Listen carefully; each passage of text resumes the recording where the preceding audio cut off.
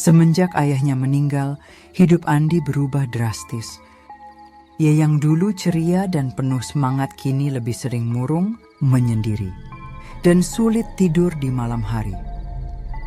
Malam-malam tertentu, ia sering terbangun oleh mimpi buruk, suara klakson truk, jeritan dan bayangan ayahnya yang berlumuran darah.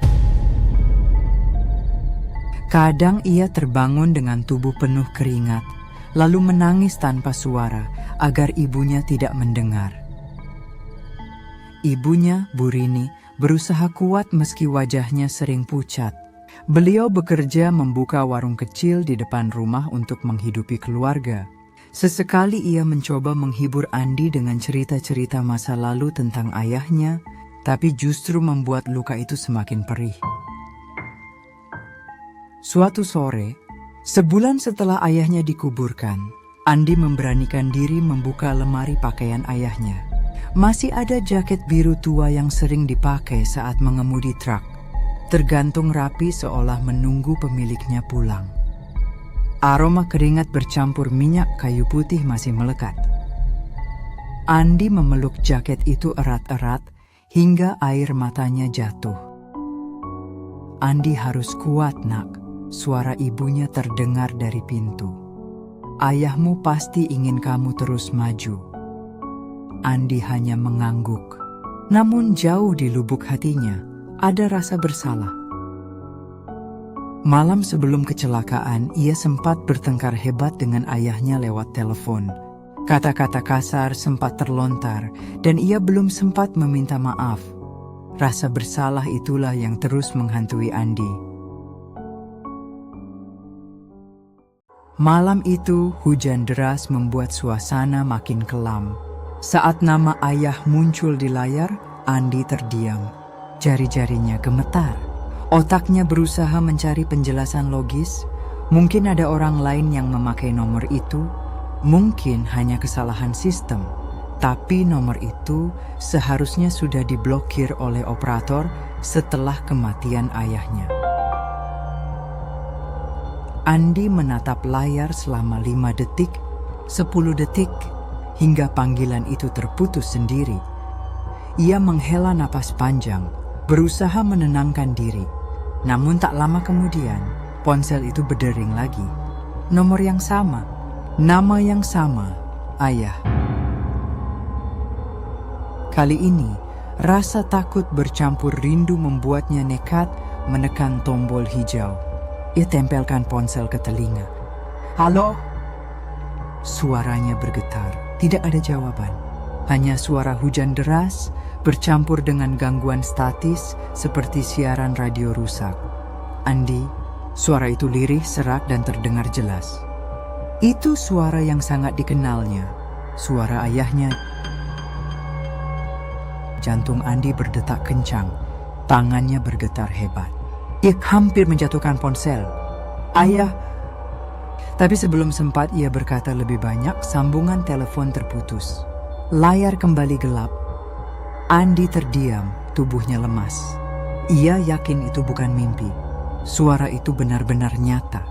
Sejak malam itu, Andi tidak bisa tidur.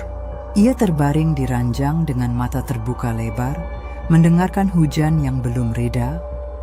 Ponselnya ia letakkan di samping bantal, seakan ia menunggu panggilan itu datang lagi. Namun sampai subuh, layar tetap diam. Tidak ada dering, tidak ada getaran. Pagi harinya, wajah Andi pucat. Lingkaran hitam di bawah matanya jelas terlihat. Ibunya menatap khawatir, namun Andi hanya beralasan ia sulit tidur karena suara hujan. Siang hari, Andi memberanikan diri mengecek riwayat panggilan di ponselnya. Nomor itu memang tercatat. 2 kali panggilan masuk dengan durasi masing-masing 12 dan 37 detik. Itu bukan halusinasi, itu nyata. Andi mencoba menelpon balik nomor itu. Namun setiap kali ia tekan tombol panggil, muncul suara operator. Nomor yang Anda tuju tidak dapat dihubungi. Ia mencoba lagi dan lagi, hasilnya sama. Nomor itu mati. Malam berikutnya, Andi kembali menunggu dengan cemas. Ia duduk di depan meja belajar, lampu kamar menyala redup. Jam dinding menunjukkan pukul 11 malam. Hujan turun rintik-rintik, kali ini lebih pelan, tapi cukup untuk menambah suasana mencekam. Pukul 11.37, ponselnya berdering, nama yang sama. Ayah. Andi mengangkat dengan cepat. Halo, ayah, apa benar ini ayah? Hening, hanya suara gangguan statis.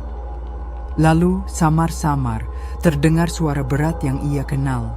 Andi, jangan pergi besok. Andi tertegun. Apa maksudnya ya? Pergi kemana? Tetapi sambungan kembali terputus. Andi panik. Besok ia memang berencana pergi ke Bekasi untuk menghadiri wawancara kerja. Ia di staf menyiapkan semua berkas. Apa maksud ayahnya melarang? Keesokan harinya, meski takut, Andi tetap berangkat. Ia pikir mungkin itu hanya mimpi, atau pikirannya sendiri yang sedang rapuh. Ia naik bus jurusan Bekasi. Jalanan basah sisa hujan semalam. Dalam perjalanan, Andi merasa tidak nyaman. Setiap kali ia memejamkan mata, ia mendengar suara ayahnya berbisik, "Jangan pergi, jangan pergi." Bus melaju kencang. Ketika sampai di jalan tol, tiba-tiba terdengar suara ban meletus. Bus oleng, penumpang berteriak panik. Sopir berusaha mengendalikan setir, bus nyaris menabrak pembatas jalan sebelum akhirnya berhenti mendadak. Andi terjatuh ke lantai, kepalanya terbentur kursi. Untung ia hanya lecet, namun beberapa penumpang lain terluka cukup parah. Saat semua orang panik, Andi hanya bisa terpaku. Jantungnya berdegup kencang. Kata-kata ayahnya kembali terngiang, "Jangan pergi besok." Andi yakin itu bukan kebetulan, itu peringatan. Sejak kejadian itu, Andi semakin yakin ada sesuatu yang belum selesai antara dirinya dan ayahnya. Namun bersamaan dengan keyakinan itu, teror demi teror mulai muncul. Malam pertama setelah kecelakaan bus, ia kembali mendapat panggilan. Kali ini lebih lama, hampir 1 menit. Suara ayahnya terdengar lebih jelas. "Andi, kenapa kamu belum maafkan ayah?" Air mata Andi jatuh seketika. "Ayah, aku menyesal. Malam itu aku marah. Aku nggak sempat bilang maaf. Aku rindu ayah." Namun sebelum ia selesai bicara, suara itu berubah. Dari lirih penuh kasih menjadi serak menakutkan, seolah ada banyak orang berbicara bersamaan. "Bukan hanya ayahmu di sini." Andi kaget, lalu telepon terputus. Setelah itu, rumahnya mulai terasa aneh. Malam-malam, pintu kamarnya bergetar sendiri, seperti ada yang mengetuk pelan dari luar. Kadang ia mendengar langkah kaki berat menyusuri lorong rumah, padahal ibunya sudah tidur.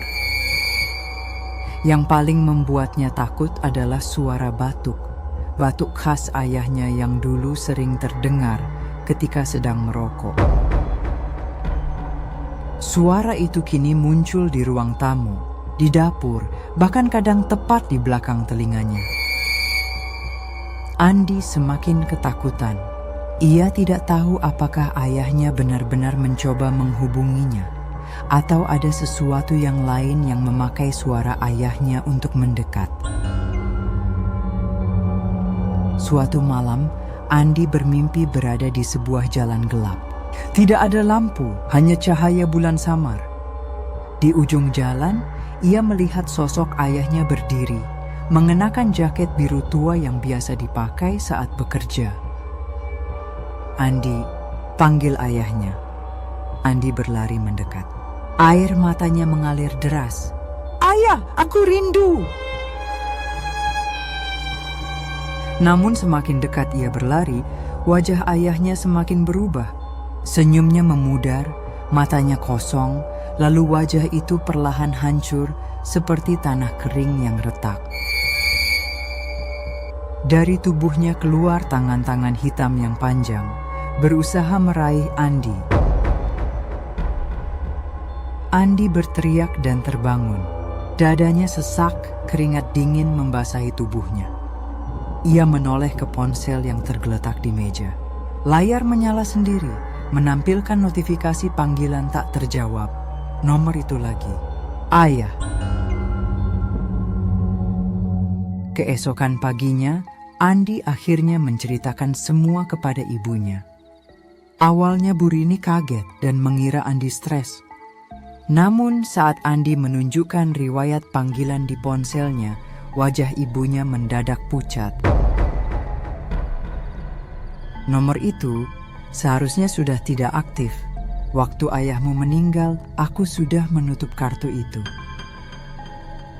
Andi semakin bingung. Lalu siapa yang menelpon aku, Bu? Ibunya terdiam lama, lalu berkata pelan, ada sesuatu yang harus ibu ceritakan. Malam sebelum ayahmu berangkat kerja, ia sempat menelpon ibu. Ia bilang ingin minta maaf karena bertengkar denganmu. Tapi ia tidak sempat bicara banyak. Besoknya, kecelakaan itu terjadi. Air mata Andi kembali mengalir. Rasa bersalah itu semakin menghantam hatinya. Mungkin benar ayahnya masih mencoba menyampaikan sesuatu. Namun di balik itu ada rasa takut. Karena suara yang ia dengar lewat telepon bukan hanya suara ayahnya, tapi juga suara lain yang asing dan mengerikan. Malam itu, teror mencapai puncaknya. Sekitar pukul 2 dini hari, ponsel Andi kembali berdering. Kali ini bukan hanya sekali, tapi berkali-kali. Tanpa henti, Andi gemetar. Ia hampir tidak berani mengangkat. Namun, entah mengapa, ada dorongan kuat yang memaksanya menjawab. Halo? Suara ayahnya terdengar jelas. Andi, jangan biarkan aku sendirian di sini. Tangis Andi pecah. Ayah, aku sayang ayah. Aku maafkan semuanya. Aku juga minta maaf. Aku benar-benar menyesal. Namun tiba-tiba suara itu berubah menjadi tawa panjang yang menyeramkan. Dari speaker ponsel terdengar suara jeritan banyak orang, seperti ratusan suara yang berteriak bersamaan. Dia milik kami sekarang. Andi menjatuhkan ponsel. Lampu kamar mendadak padam. Dari kegelapan terdengar suara langkah berat mendekat. Bau melati bercampur anyir darah memenuhi ruangan. Andi menutup wajah dengan kedua tangan. Tubuhnya gemetar hebat. Ia merasa ada sesuatu berdiri tepat di samping ranjangnya. Suara batuk itu terdengar lagi. Batuk khas ayahnya. Perlahan, Andi membuka mata. Dalam kegelapan ia melihat sosok ayahnya duduk di kursi dekat jendela, menatapnya dengan mata kosong. Andi. Sosok itu berdiri, berjalan pelan mendekat. Semakin dekat, wajahnya berubah. Dari wajah ayahnya menjadi tengkorak hitam dengan mulut menganga. Andi berteriak sekencang-kencangnya. Ketika Andi sadar kembali, hari sudah pagi. Ibunya masuk ke kamar dan menemukan Andi tergeletak pingsan di lantai, ponsel pecah di sampingnya. Sejak malam itu, Andi demam tinggi selama 3 hari. Ia mengigau, menyebut nama ayahnya berulang-ulang. Setelah sembuh, Andi tidak pernah lagi mendapat panggilan misterius itu. Nomor ayah lenyap dari daftar kontak, seolah terhapus sendiri. Namun trauma itu tidak hilang. Setiap malam hujan turun, Andi selalu ketakutan. Ia teringat suara telepon, tawa menyeramkan, dan sosok ayahnya yang berubah menjadi makhluk mengerikan. Ibunya hanya bisa menenangkan. Mungkin itu cara ayahmu berpamitan, nak. Mungkin dia ingin kamu ikhlas. Andi mencoba percaya. Namun jauh di dalam hatinya, ia masih bertanya-tanya. Apakah itu benar-benar ayahnya yang ingin menyampaikan pesan terakhir? Atau ada sesuatu yang lain yang bersembunyi di balik nomor itu?